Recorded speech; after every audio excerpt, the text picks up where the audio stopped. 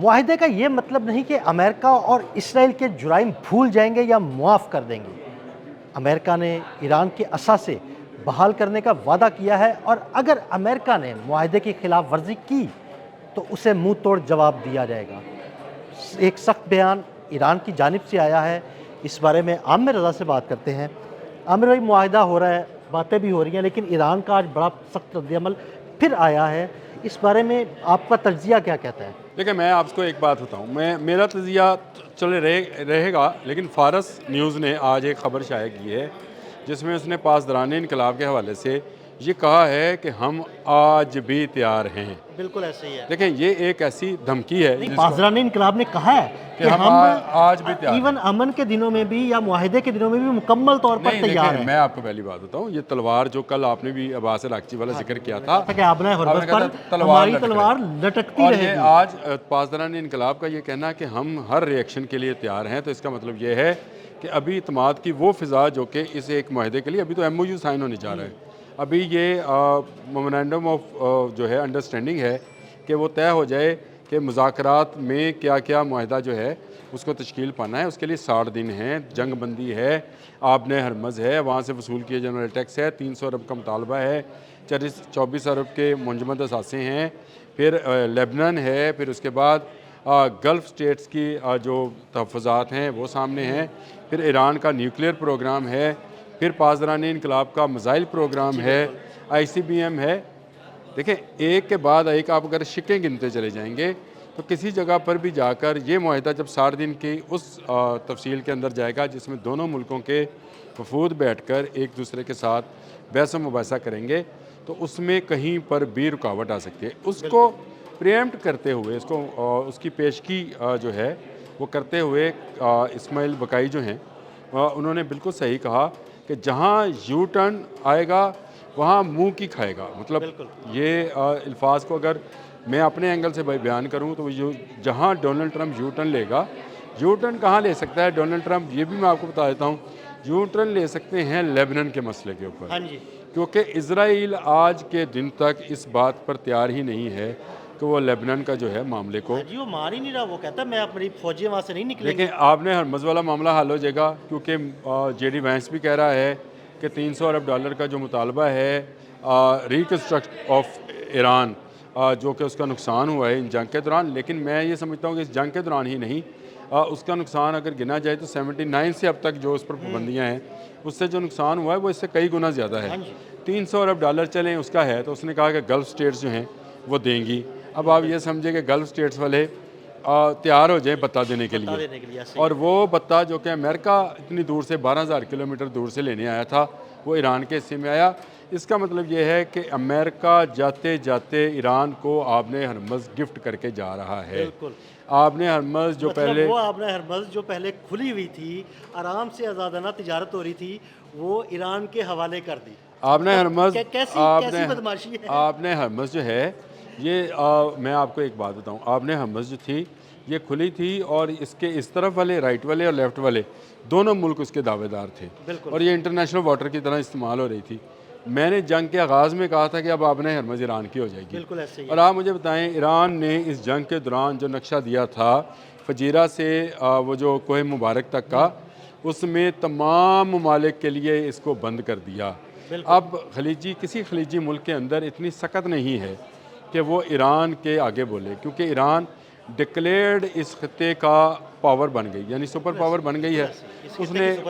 उसने एक super power को मारा है और इस सुपर पावर को घुटनों पे लेके आया है, उसको मुआहदे पे लेके आया है।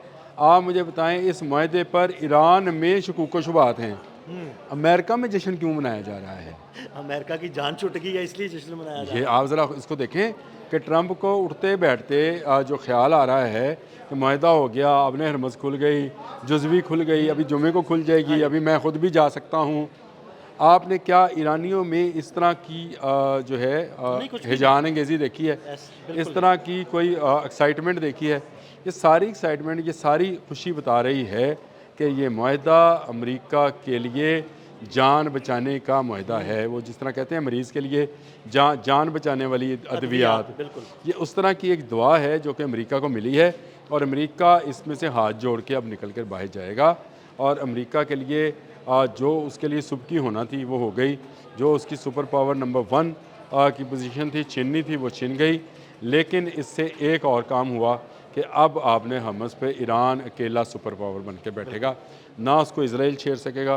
मुत्तहिदा अरब अमारात समेत तमाम अरब, मैं तमाम अरब की नाम ले रहा हूँ, तमाम अरब में अब किसी में जुर्रत नहीं होगी कि ईरान के, जुर्रत तो आमिर भाई वो पहले भी नहीं थी, लेकिन अब तो बिल्कुल ही सब कुछ देखिए खत्म हो पहले गया ना। थी, मैं आपको ये बात बता दूं, ये अरब जो थे ये एड़ियाँ उठा उठा के जैसे मैं उठाता हूँ ना इस नहीं, तरह वो से। जुर्रत नहीं थी, बस ऐसे ही बदमाशी नहीं वो हल्की इसलिए फुल्की थी, या बदमाशी क्या थी या शरारत सर, करने के सर मतलब सुने में। सुने सर, बदमाशी क्या थी, आप ये ना कहें बदमाशी ये करते थे, ये दुबई में लाके यहूदियों को बैठाते थे, बदमाशी नहीं कर रहे थे। सिलसिला करते थे ना। तो यार ये एड़ियाँ उठा उठा के देखते थे कि हमारे पास पेट्रियाट है, हमारे पास थार्ड है, हमारे पास फ्ला है, हमारे पास एरो है, हमारे पास लेजर गन्ने हैं। कह रहे हैं उनके पास था, देखें, लेकिन वो उनके अपने बलबूते पे नहीं था, वो इसराइल ये या अमेरिका के बलबूते पे ही था। नहीं था, तो था ही ना हाँ उनको, चले कह लेते हैं, तो उड़ा दिया ना। उड़ा देखो दिया, मैं उड़ा आपसे ये कहता हूँ कि ईरान ने मार लिया, ना सिर्फ इनके अमेरिका को मार लिया, ठीक है जी, जो इनके लिए लाइक फादर था, ठीक है जी, बापनुमा कह लें उसको, बादनुमा के बाद जब ज़हन में आ गया बापनुमा, ठीक है, वो था, उसको मार लिया। तो फिर बच्चों का क्या है, ये 13-15 रियासतें जितनी भी हैं ये अब हमेशा के लिए फारस से डरेंगी। और आपने जो हरमज़ है इस समेत मैं आपको बता दूं बाब मंदब से भी टैक्स लिया जाएगा। ये 300 अरब डॉलर ना छोटी रकम है, सिर्फ 12 अरब डॉलर का रिलीफ दिया था ओबामा ने। आज तक डोनाल्ड ट्रंप आंसुओं के साथ रोता है कि ये 12 अरब डॉलर जो है उससे ईरान ने नया असला जो बनाया हम पे इस्तेमाल किया। तो 12 अरब डॉलर को ज़रा ज़रब दें तो 300 अरब डॉलर कितने में बनेंगे, तो कितने गुना ईरान मजबूत होगा। और फिर जब वो एक सुपर पावर से जगह, चाहे सुपर पावर जहाँ से मर्जी जगह टैक्स लेके दे रही है, दे अमेरिका रहा है, ये बात ज़हन में रखें। ट्रंप ने जो कि कल बयान दिया कि हम एक पाई नहीं देंगे या $1 नहीं देंगे, दे कौन रहा है, जेडी वैंस बता रहा है कि हम गल्फ़ से ही इकट्ठा करके और अपने इत्तेहादियों से इकट्ठा करके देंगे। तो इसका मतलब ये हुआ कि वो जो टैक्स लगने जा रहा है असल में तो जगह टैक्स अमेरिका दे रहा है, और अमेरिका लगने जा रहा है वो खलीजी रियासतों पर, और अमेरिका को, अमेरिका के होते हुए, अमेरिका के अड्डे होते हुए, अमेरिका का ब्यूटीफुल आर्मेडास होते हुए अगर ईरान ये पैसे वसूल करता है तो मुझे बताएं कि अमेरिका की क्या हैसियत रह गई। कोई हैसियत नहीं रही, बिल्कुल अब नहीं। ये वो एक ऐसा चौकीदार है जो कि चौकीदारी नहीं करेगा, लेकिन ये कहता रहेगा कि टैक्स दो भैयो, वैसे चौकीदार कहते हैं जागते रहो भैयो, ये सिर्फ अपने लोगों को आवाज़ लाएगा टैक्स दो भैयो। तो हर भैया जो है वो टैक्स देता हुआ अपना जहाज़, चाहे वो ऑयल वेसल्स है चाहे वो तजारती जहाज़ हैं, उसको गुजारेगा। यानी इस तरफ की तजारत भी और इस तरफ की तजारत भी ईरान को फ़ायदा देगी। और मैं आपको एक बात और बता दूं, ये अगर निज़ाम सिस्टम अप्लाई हो गया तो ईरान जैसा मजबूत मुल्क कोई नहीं होगा। ईरान को एटमी पावर बनने से भी कोई, देखें नहीं देखे ना, वो पाबंदियों के बावजूद इतना मजबूत हो गया, तो अगर पाबंदियां हट जाती हैं तो फिर कितना मजबूत अब होगा। उसका नुकसान किसको होगा? उसका नुकसान, मैं आपको एक बात वैसे ही बताने लगा हूँ, इससे हट गई है कि भारत को बहुत बड़ा नुकसान होने जा रहा है। उसकी वजह यह है कि भारत रशियन प्रॉक्सी में ईरानी ऑयल आधी से भी कम कीमत पर ख़रीद रहा था और अपने लोगों को कह रहा था कि देखें मैंने 4 साल से पेट्रोल की कीमत नहीं बढ़ाई। भाई आप तो सस्ता ऑयल लेके आ रहे थे, अब पता लगेगा। अब जैसे जो स्मगल का ऑयल हमारे यहाँ भी ईरान आमिर से भाई देखे ना, जब पाबंदियां ख़त्म होंगी तो ईरान का तेल भी आलमी मार्केट में उसी रेट पे बिकेगा जिस रेट पे तेल बिकता है। जब उसी रेट पे बिकेगा तो फिर भारत को भी उसी रेट पे मिलेगा। अल्लाह आपकी खैर करे, आपने वो मेरे लफ्ज़ ले लिए। ये 300 अरब डॉलर टैक्स का, और जो आलमी मार्केट की ऑयल प्राइसेस डॉलर्स में, पेट्रो डॉलर्स में आएंगी, उसका फ़ायदा भी डॉलर्स की शक्ल में ईरान को मिलेगा। तो मुझे बताएं, जब आप एक बैनुल अक़वामी करेंसी पे पूरी दुनिया मुतफ़िक़ है, डॉलर है जो कि मैं समझता हूँ कि आने वाले वक्त में युआन पे लोगों ने जाना ही जाना है, लेकिन चलें अभी फ़िल वक्त में डॉलर इतना मजबूत है, तो ईरान की ताकत को रोकने वाला कौन होगा?